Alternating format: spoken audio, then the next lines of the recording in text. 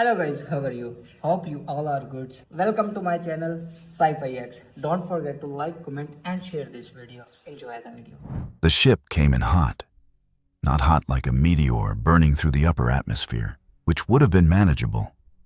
Hot like a dying engine screaming at 10,000 kilometers per hour with no deceleration curve, no transponder signal, no markings from any nation or agency that ground control at Cheyenne Mountain could identify in the 38 seconds they had before it punched through cloud cover and landed itself in the Sonoran Desert with a sound like God dropping a wrench. Colonel Dan Graves was in the air. Before the dust settled, he had seen classified things. He had signed papers that said he had never seen those classified things. But when the recovery team cut through the outer shell of that craft and found 7 creatures still alive inside a pressurized cabin no bigger than a school bus, Dan put his hand on the hull and felt it vibrating. Not from the crash. From something alive running through the walls, some kind of pulse. The creatures were tall, thin in the way old trees are thin, not fragile but tapered, built to move through something thicker than air. Their skin shifted color the way water shifts in shallow light. 3 of them were unconscious. 2 were holding a 4th one down. 1 stood at the far end of the cabin with both of its upper limbs raised, which Dan later learned was the universal posture for "please do not shoot us."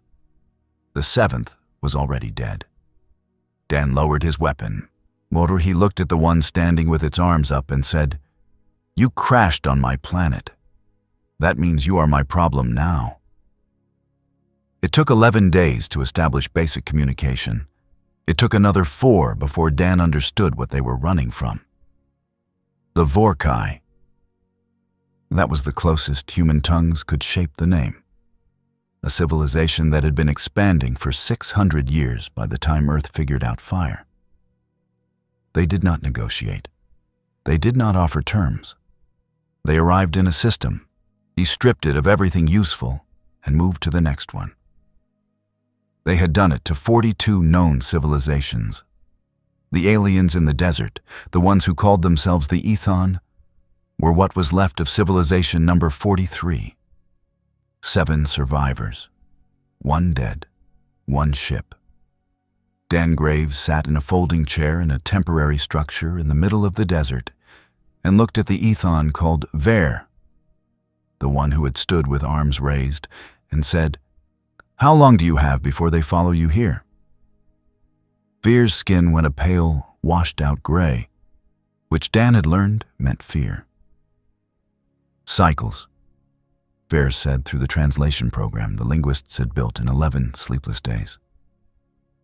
"Not many." Dan nodded. He pulled out a notepad and uncapped a pen and wrote 1 word at the top of the page. "Assets." He underlined it twice. "Then we get to work," he said. The Pentagon was not happy. The Pentagon was never happy, which Dan had always found useful because unhappy people move faster. He had a full briefing in front of the Joint Chiefs within 72 hours. He put Ver in the room. He let the Ethon speak first. Then he stood up and said 7 words that changed the meeting. "We have an enemy. I want resources." General Lou Hartman, a man who had spent 40 years being unimpressed by everything, looked at Ver, looked at Dan, looked at the single grainy photograph of a Vorkai ship that Ver had transferred to a screen, and said, "How long do we have to prepare?" Dan said, "Not long enough, so we start now." The Ethon had technology humans had not reached yet. Faster-than-light adjacent travel, energy shielding, communication arrays that worked across star systems. What they did not have was what humans had spent 10,000 years perfecting. Stubbornness, manufacturing, the specific human talent for looking at a problem that should be impossible and saying, "Fine, let us make it worse for the other side." Ver watched the first human engineers walk through the Ethon ship and felt something it had no word for yet. It watched a woman named Carla Mendez, small and precise and carrying a coffee cup that said "World's Okayest Engineer," run her hand along the shield generator casing and say to the man beside her, "This is elegant. This is really elegant. But I think we can hit harder." Veer's skin flickered gold. It had not flickered gold since before the Vorkai came. The Pentagon assigned a team. Dan called in favors from 3 agencies and 4 contractors. The working group that assembled in a repurposed aircraft hangar outside Tucson was not glamorous. It was not the kind of team that ends up on recruitment posters. It was 41 engineers, 9 linguists, 3 astrophysicists, a materials scientist named Paul Wu, who had not slept a full night in 4 years, and Carla Mendez, who was apparently now in charge of making alien weapons work better than their designers intended. Var was given a workspace, a cot, a coffee maker. It did not understand but learned to operate, and a translation earpiece. It sat in on every meeting. It answered every question. When the engineers asked it to draw schematics of Vorkai weaponry from memory, Ver drew for 6 hours straight, and when they asked if there were weaknesses, Veer said, "They do not expect resistance. They have not encountered it in so long they have forgotten to plan for it." Dan wrote that down. Paul Wu held up a schematic 3 days into the project and said, "Their hull material is incredibly dense, but it resonates at a frequency we can work with. We have something in our own research that might couple with this." Dan said, "How long to prototype?" Paul said, 6 weeks if we cut every corner." Dan said, "Cut them." Ver learned the word deadline that week. It also learned the phrase working lunch, the concept of triple shifts, and the particular human expression of someone who has not slept but refuses to admit it and will argue with you about it. It observed all of this with its skin held in a steady amber, which was the ethon color for something Vover could not quite translate. The closest word it found, weeks later, was hope. But that came later. What came first was the message. On the 31st day after the crash, Veer's communication array, which the human techs had repaired and significantly boosted, picked up a signal. It was not a message from another ethon ship. Var stood in the center of the hangar, and its skin went completely white.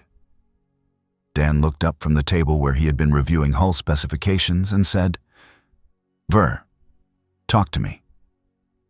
"They are close," Var said. "Closer than the cycles I told you. I was wrong. They are already in your system." Dan set down the hull spec. He picked up a radio. He looked at Carla, who was staring at him from across the room, coffee cup frozen halfway to her mouth. "Get Paul," he said into the radio. "Get everyone. We are done with the prototype phase." Carla lowered her coffee. "We are not ready." "No," Dan said. "But they do not know what ready looks like for us." He walked to the window. Outside, across the flat desert, the first human-built frame of the new ship caught the morning light. It was not beautiful. It was angular and deliberate and covered in things that had never been bolted onto a spacecraft before. It looked like something built by people who had been told the deadline was impossible and had decided the deadline was wrong. Dan looked at it for a long moment. "Get me every pilot we have," he said. "And somebody wake up Admiral Cole. Tell her Christmas came early." The Vorkai scouting vessel entered the inner system without stealth. It did not need stealth. In 600 years of expansion, stealth had never been required. The inhabited worlds they approached either surrendered or burned, and the result was the same either way. So the Vorkai saw no reason to approach quietly. The scout ship was 3 kilometers long and carried a crew of 400. It was the smallest class of Vorkai vessel, sent ahead to assess, our catalog, and signal back before the larger fleet arrived. Standard procedure. The mission had been logged, routed, and filed before the ship even reached the target system. The commander of the Scout, a Vorakai officer named Kelvron, reviewed the data on the third planet as the ship decelerated into observation range. It was unremarkable. Single-star, breathable atmosphere on one world. Primitive nuclear technology, early space exploration, no shield systems, no faster-than-light capability. Kelvron noted that the Ethon Trail ended here. 7 ships had fled in this direction after the destruction of their homeworld. The trail ended at this planet. The Ethon were likely dead, crashed, or in hiding, none of which changed the situation. The planet was to be assessed. The assessment would determine resource value. The fleet would come. The fleet always came. Kelvron opened the ship-wide channel and announced that they were beginning standard orbital survey. The response they received was not standard. It came from the planet below, on a frequency the Vorakai recognized as one of their own encrypted military bands, which was not possible because this civilization had no knowledge of Vorakai encryption. The message, when translated, said, "Vorakai vessel, this is Colonel Dan Graves of the Unified Earth Defense Command. You are in restricted space. Please hold your current position. We will come to you." Kelvron stared at the translation for 4 seconds. Then he pulled up the sensor array. There were ships rising from the planet. Not one ship, not a handful. 17 vessels climbing out of the atmosphere in a formation that Kelvron did not immediately recognize, because the formation was not from any Vorakai database or any known alien military catalog. It was something new. The ships were not large, by Vorakai standards. The biggest was perhaps 400 meters, but they were climbing fast. They were climbing in a coordinated spread pattern, and every single one of them was broadcasting on a different Vorakai encrypted frequency simultaneously, which meant someone had broken every key. Kelvron said, "Tactical analysis." The tactical officer pulled data, then pulled it again, then said, "Commander, their hull signature is not matching any known material." "It is a primitive world," Kelvron said. "Yes, more, Commander. But their hull material is reading as a composite we do not have a classification for. And their energy output is..." The tactical officer paused. "Commander, their energy output is higher than ours." That was when the lead human ship opened a direct visual channel. The face on the screen was a woman.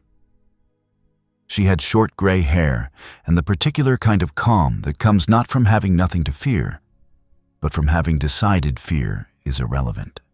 She was wearing a uniform that had no insignia Kelvron could catalog, and behind her, the bridge of her ship was quiet and focused. "I am Admiral Grace Cole," she said. "I understand you are looking for the Ethon survivors who came to our planet. I can tell you that they are alive, they are well, and they are currently helping us calibrate the weapon systems on the ships you are looking at." Kelvron said nothing. Admiral Cole said, "I am also going to tell you something your records probably do not contain.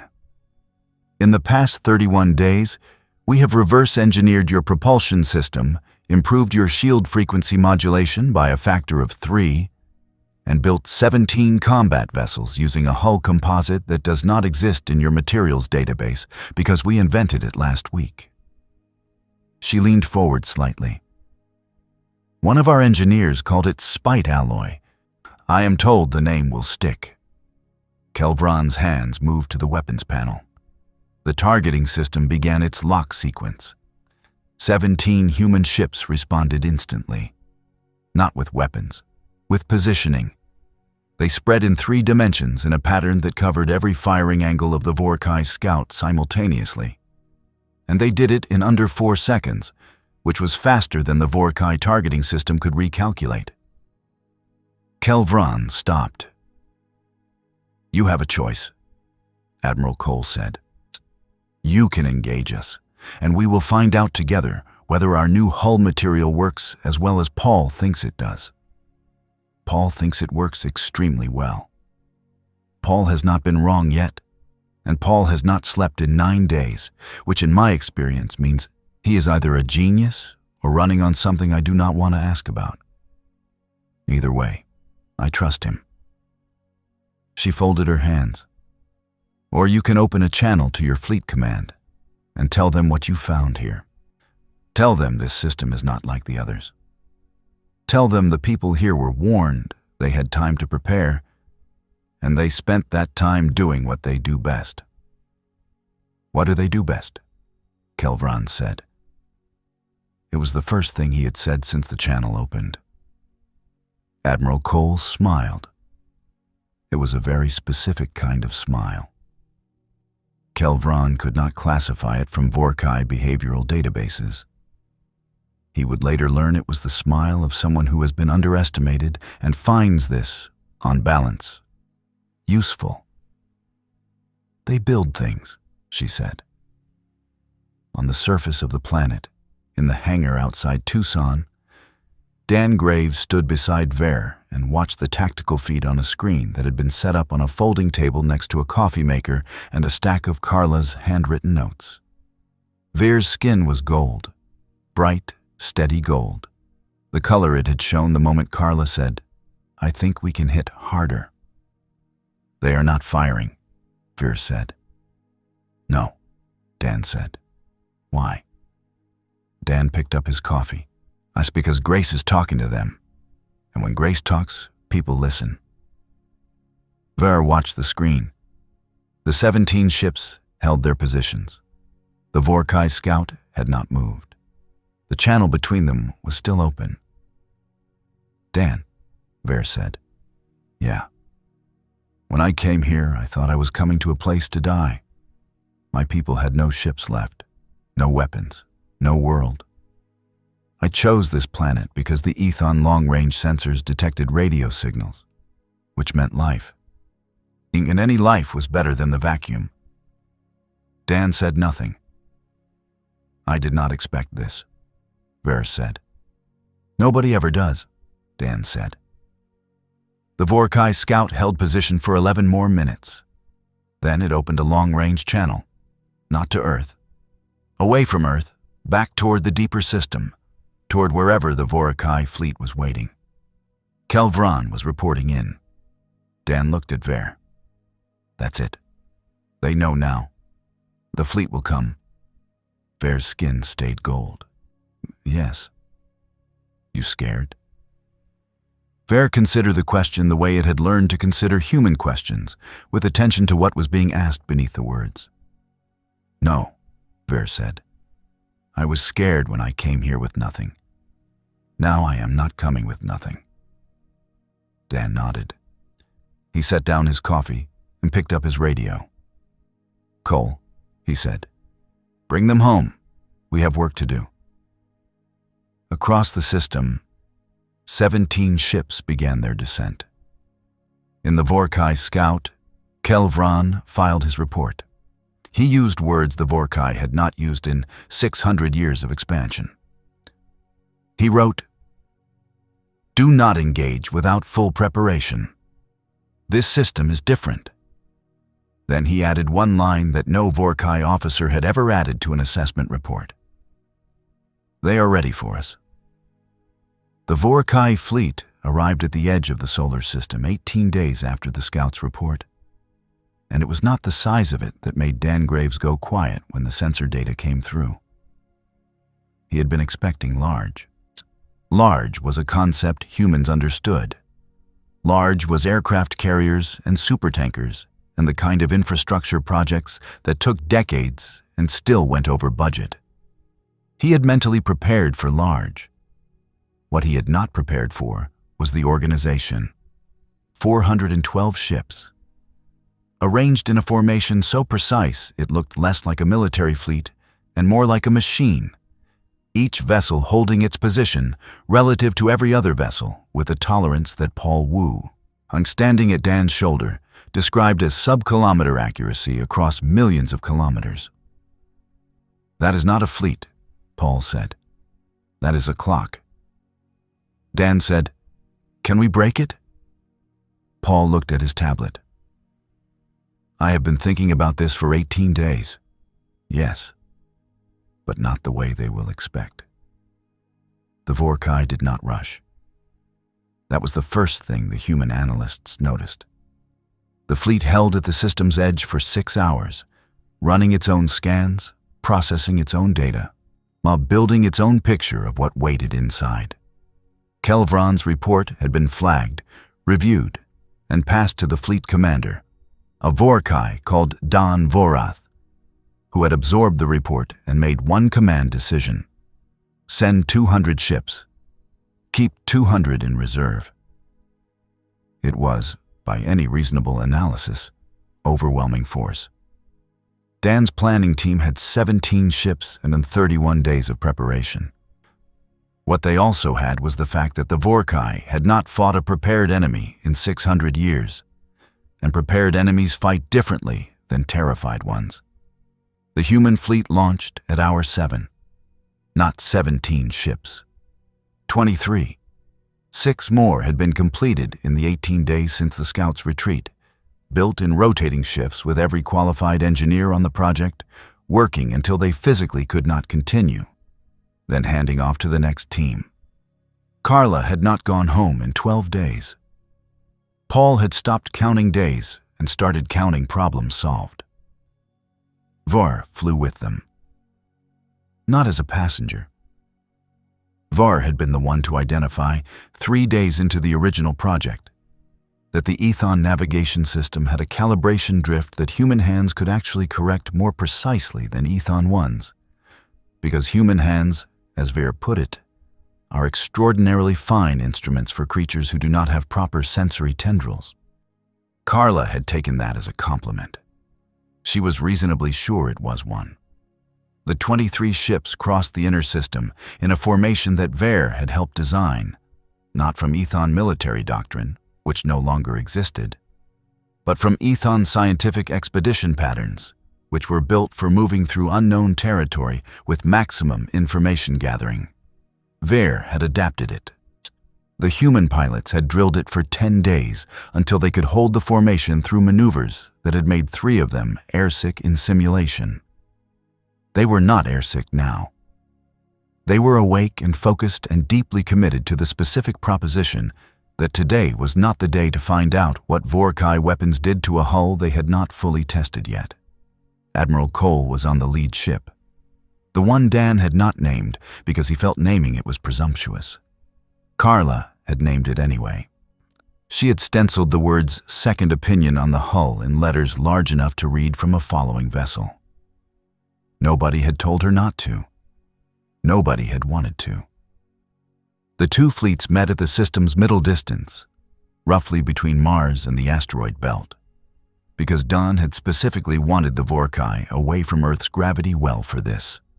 Don Vorath, aboard the Vorkai command vessel, observed the 23 approaching ships and processed Kelvron's original assessment again. The energy output higher than ours, hull material unclassified, encryption keys compromised. Don Vorath made the decision that 600 years of unbroken success had trained every Vorkai commander to make. Overwhelming force, immediate. 160 ships opened fire simultaneously. The human formation split. It did not scatter. It did not panic. It split into 5 coordinated groups, following a pattern that had been drilled, revised, drilled again, argued about in a Tucson hangar at 2 in the morning, revised again, and finally signed off on by Grace Cole, who had said simply, "This will work because they will not expect us to go toward them." 2 groups went toward them. The Vorkai targeting systems, calibrated for enemies that move away or hold position, took 4.2 seconds to adjust. Paul Wu had calculated they would take 4.1. He had been close enough. The spite alloy hull, which was composed of a latticed composite that Carla and her team had developed from a base of terrestrial materials reinforced with ethon shield frequency principles, absorbed the first Vorakai salvo the way a good pair of boots absorbs a bad road. Not without impact, not without damage, but without failure. Ship 7 took a hit to its starboard array and lost navigation assist. The pilot, a man named Kevin Draper, who had spent 11 years flying experimental aircraft and had once landed a damaged test plane on a dirt road without losing either wing, switched to manual and held formation. Ship 14 took a hull breach in a non-critical section. The crew sealed it in 40 seconds. They kept moving. The two groups that had gone toward the Vorakai fleet reached close engagement range and deployed what Paul had spent most of 18 days building. A resonance disruptor array, 3 units per ship, tuned to the precise frequency of Vorakai hull material, which Ver had provided from memory and which Paul had spent 4 days verifying because he did not trust memory over measurement and had been right to be careful. The disruptors did not destroy Vorakai ships. Paul had been very clear about this in the briefing. They disrupted the hull resonance enough to interfere with the Vorakai shield generation cycle, which dropped shield effectiveness by roughly 40% for approximately 90 seconds, which was enough time for human weapons, which Carla's team had also upgraded, to do meaningful damage. The first Vorakai ship that took a hit through its own dropped shields lost propulsion. The second lost communications. The third held together, but broke formation to avoid the next hit. Formation breaking was the signal Dan had been waiting for. He was watching from the surface, and in the Tucson hangar, with Ver beside him and a room full of analysts. And when the Vorakai formation broke, he said one word into the radio. Now, the remaining 16 human ships, which had been holding its system range in a configuration that looked on Vorakai's sensors like a debris field, lit their engines simultaneously and accelerated on the vector Paul had calculated 3 days earlier. They hit the Vorakai reserve formation from the direction the Vorakai fleet's own forward ships were blocking from sensor coverage. Don Vorath had not planned for this because in 600 years, no enemy had ever made them block their own sensors. The next 40 minutes were, as Carla would later put it in the debrief, extremely educational for everyone involved. 11 Vorakai ships were disabled, not destroyed. Dan had been clear about that objective in every planning session. Disable, not destroy. He had 2 reasons. The first was that destroying them accomplished nothing except bodies, and Dan had had enough of bodies. The second was that disabled ships were information. Disabled ships could be boarded. Disabled ships could be studied. Paul had extremely strong feelings about studying Vorakai ships and had expressed them at significant length in 2 separate memos. The Vorakai fleet pulled back, not retreating, reorganizing. They were a clock, not a chaos system, and clocks, when disrupted, do not stop. They recalibrate. Don Vorath sent a message to the human fleet. The first direct communication from the Vorakai command. It said, "You have our attention. This communication acknowledges that. Nothing more." Admiral Cole received the message on the bridge of the second opinion. She read it twice. Then she opened the return channel and said, "Good, because we have more to show you." In the history of first contact events, which numbered, now by this point in Ver's cultural records, 44 if you included Earth, no civilization had ever successfully negotiated a ceasefire with the Vorakai.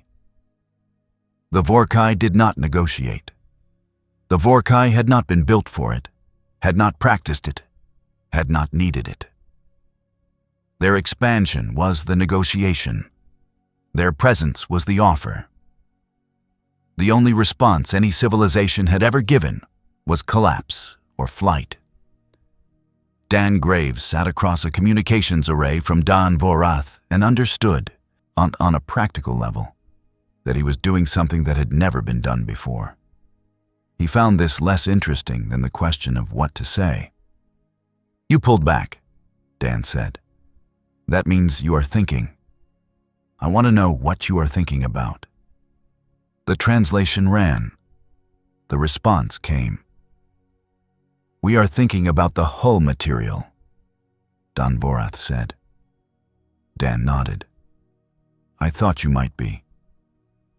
No civilization we have encountered has developed new technology in response to our arrival. They did not have time. You had 31 days. We work fast when it matters," Dan said. "Why does it matter to you? This is not your conflict. The Ethon came to your system.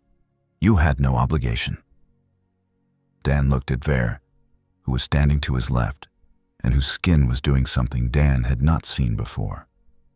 A slow cycling between gold and a deep, quiet blue. "Ver came to our planet with nothing," Dan said. "My people have a habit. When someone shows up with nothing and asks for help, and we help, it is not always smart, it is not always convenient, but it is what we do." The pause on the other end was longer than translation lag. "This is not rationale," Dan Vorath said. "No," Dan agreed, "but it tends to work out." The ceasefire negotiation lasted 9 days. It was not a peace. Dan did not use the word peace. He used the word pause because pause was honest. The Vorkai were not transformed.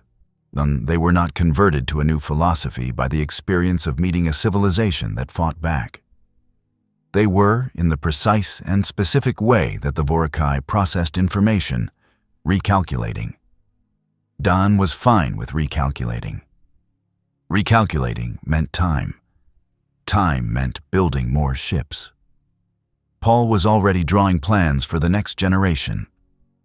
He had started the night of the first engagement, sitting on the hangar floor with his tablet and a cup of coffee that had gone cold, all sketching modifications based on what the disruptors had done and what they had not done, because what they had not done was, to Paul, more interesting.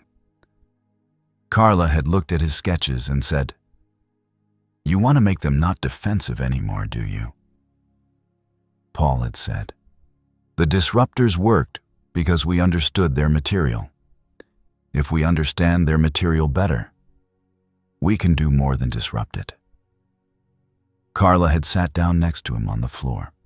"You are going to make me work through another weekend," she said. "Yes," Paul said. "Fine," she said, and held out her hand for his tablet. Ver participated in the negotiations in a way Dan had not expected. The Ethon had been prey to the Vorkai. Their entire civilization had been taken, their world stripped, their people scattered. Ver was the last confirmed survivor. And Ver sat at the communications array and spoke to Dan Vorath with a steadiness that made Dan, watching, feel something he could not name but recognized as a cousin of respect. Var said, "You took everything from my people. I want you to understand that I know this. I am not here because I have forgotten. I am here because I have chosen what matters more than what was taken." Dan Vorath said, "What matters more?" Ver said, "What comes next?" The ceasefire terms were practical.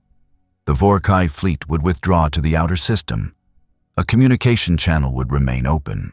Means no engagement from either side, pending further negotiation.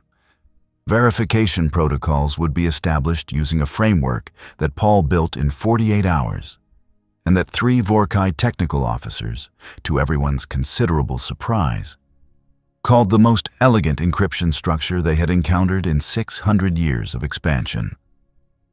Paul had said when told this, "Just 600 years." Dan had told him to go to sleep. Paul had gone to sleep for 6 hours and then come back with revisions. On the 14th day, after the Vorkai fleet's withdrawal from engagement range, the first formal delegation arrived on Earth. Not the Vorkai. Not yet.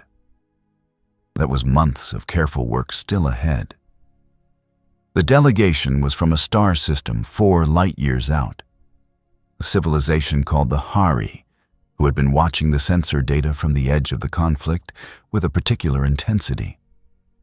Because the Hari had also, 60 years ago, been on the wrong side of a Vorkai assessment.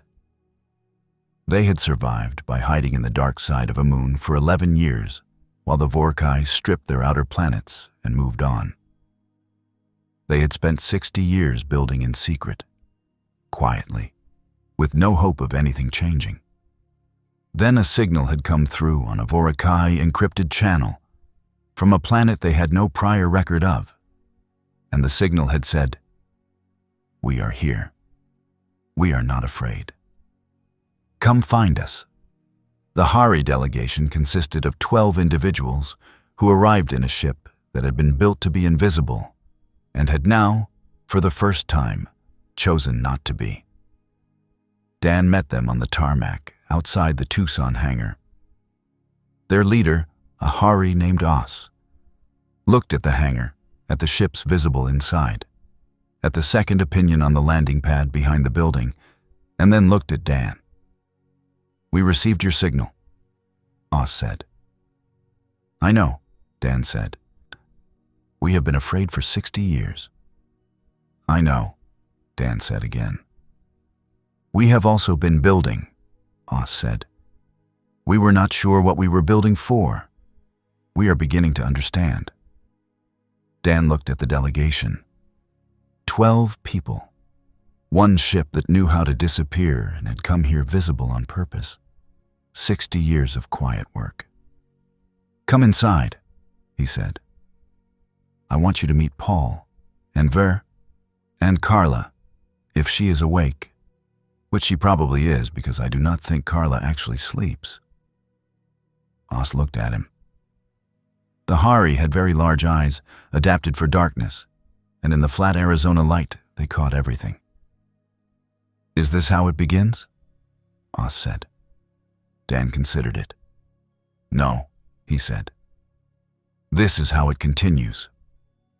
It began 31 days ago when a ship crashed in my desert, and I decided it was my problem." He opened the hangar door. Inside, Paul was already talking to Ver about the next design. Carla was on the phone arguing with someone about materials requisition. 3 Ethon, recovered enough to move, were working alongside 2 human engineers on a component that had not had a name 3 weeks ago. Os stepped inside and stopped. "You built all of this in 31 days?" Os said. "And 18 more since," Dan said. "We did not stop." Os was quiet for a moment. "We have 60 years of work," Os said. "Blueprints, materials, research, and we have been building in secret, and we did not know if it would ever matter." Dan said, "It matters." Os looked at him. "What do you need from us?" Dan pulled out his notepad. He uncapped his pen. "Tell me everything you built," he said. "We will figure out together what it adds up to." In the outer system, the Vorkai fleet held position and recalculated. In a Tucson hangar, 3 civilizations sat down at a table covered in blueprints, coffee cups, and a notepad with the word assets underlined twice. The fleet was 39 ships now, with 14 more in progress. Veer's skin was gold. It stayed gold. The first full coalition meeting took place in a converted aircraft hangar outside Tucson because Dan had refused to move the operation to Washington, arguing that the work was here, the ships were here, and the people who knew what they were doing were here, and moving everything would cost 3 weeks they did not have. He had won the argument by pointing out that he was the one who had answered the phone when the alien ship crashed, which meant the situation was technically still his jurisdiction. Nobody pushed back on this. The hangar had been expanded twice since the first days. What had been a single large workspace was now a connected cluster of 4 structures, linked by corridors that always smelled of machine oil and coffee, and something the Hari used as a working solvent that nobody could quite identify. But that Paul said smelled like ambition, which was enough for everyone. 17 human engineers, 9 Ethon survivors, 6 more of whom had been found alive in a secondary crash site that the recovery teams had only located because Ver had remembered in the 3rd week that the original ship had launched an emergency pod before impact. 12 Hari, all of whom had arrived carrying external drives so dense with compressed technical data that Paul's team had spent 4 days just building a program to read the file formats. Ver sat at the center table across from us and said, "We are building something that has never existed." "A coalition?" Os said. "A coalition that fights back," Ver said. "Those are not the same."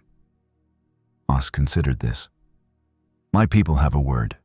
It translates approximately to the ones who make the first crack in the wall." Ver's skin flickered. "The Ethon have one too. It means roughly the day the water found the stone." Dan, sitting at the head of the table with his notepad and his cold coffee, said, "We call it Tuesday. Can we get back to the propulsion problem?" The propulsion problem was Paul's. The Hari drive systems were built for stealth, low emission, designed to minimize the ship's detectable footprint in every spectrum. Like the human drives were built for power and acceleration. The Ethon systems were built for long-range endurance. None of them were quite compatible, and all of them were better than anyone's civilization alone. Paul had been staring at the 3 schematics for 6 days. On the morning of the coalition meeting, he had come in holding a printout and said, "I found the thing they all have in common.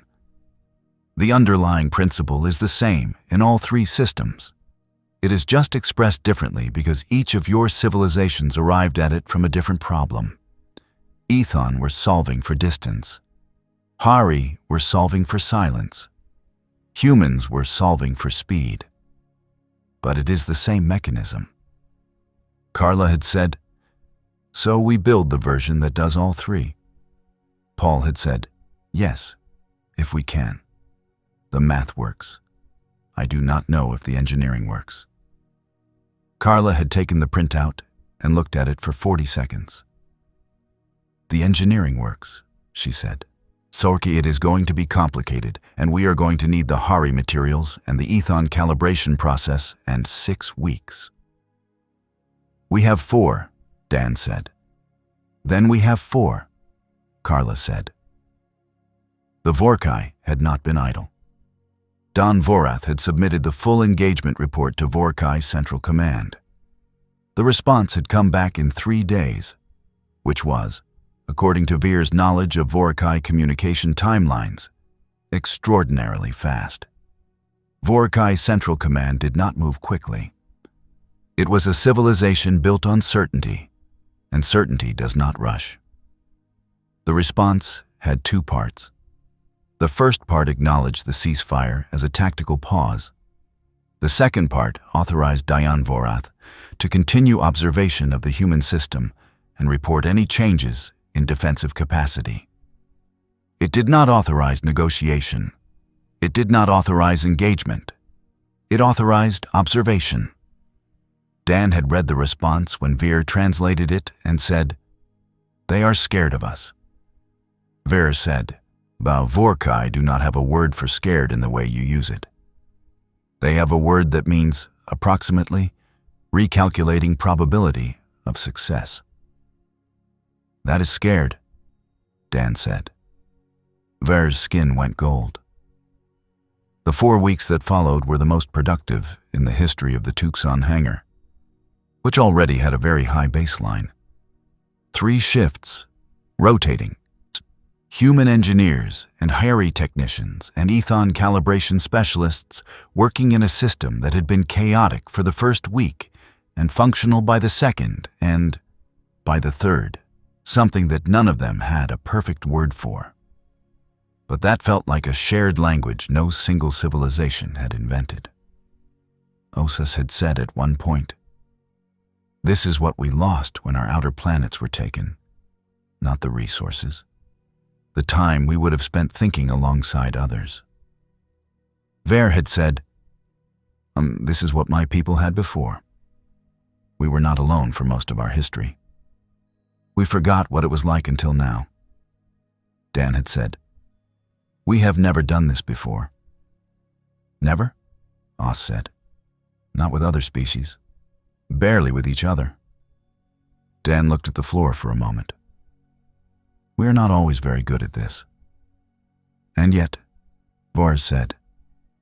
"And yet," Dan agreed. The new drive system ran its first test on day 26. The test ship, which Carla had named the Attempt, because she said that was honest, launched from the adjacent flat and hit 1/4 light speed in a test corridor before Paul called it back because he wanted to recalibrate 3 components before going further. The Attempt came back with all systems functional. Carla cried briefly in a supply closet and then came back out and started on the recalibration. Paul also cried in the open, standing in the middle of the hangar floor holding his tablet. And nobody mentioned it because everyone understood. The 41st ship was completed on day 30. It was the first one built with the combined drive system. It was also the first one built using Hari hull plating over spite alloy framing, a combination that the materials testing had suggested would be, as Paul said, genuinely not fun to shoot at. Dan put Grace Cole on it. She had been on the second opinion for the first engagement and had never suggested she wanted a different ship. On when Dan told her she was moving to the new vessel, she looked at it for a long moment. "What is it called?" she said. Dan said, "We have not named it." Grace said, "Then I will." She named it the Reckoning. On day 32, the Vorkai sent a new message, not to the ceasefire channel, to a broader frequency, the same one the Ha'ari had been monitoring for 60 years, the one that every surviving civilization that had ever fled the Vorkai used to listen for news. The message was factual. It said that the Vorkai fleet was observing a system in which 3 civilizations had formed a cooperative structure, that the system had demonstrated advanced combined capability, and that Central Command was revising its standard engagement protocol for this region. It was not an apology. It was not a concession. It was the Vorkai equivalent of a recalculation made public, which Ver said was something the Vorkai had not done in recorded history. Dan said, "They are telling other fleets to be careful." Ver said, "They are telling everyone who is listening that this region is different." Oz said, "Everyone who is listening includes every civilization that is hiding." There was a silence in the hangar. Dan picked up his notepad. "Then we need to be ready to receive more visitors," he said. He looked at the ships visible through the hangar doors. 41 vessels, 3 more under construction. A combined drive that had hit 1/4 light speed on a test ship and had room to grow. Hull material that did not exist 30 days ago. An encryption system that the Vorkai had called elegant. He looked at Ver. "When you came here," Dan said, "you said you chose us because your sensors detected radio signals." "Yes," Ver said. "What kind of signals?" Ver's skin moved through several colors slowly, the way someone moves through a memory. "Music," Var said. "Your planet was loud with music." Dan looked at his notepad for a moment. "We are a strange species," he said. "Yes," Ver said. "And yet." The 42nd ship was already on the frame. The door was open, and from the direction of the outer system, on a frequency that had been silent for 60 years, someone was beginning to transmit. They were not alone. None of them had ever been alone. They were just finally choosing to answer.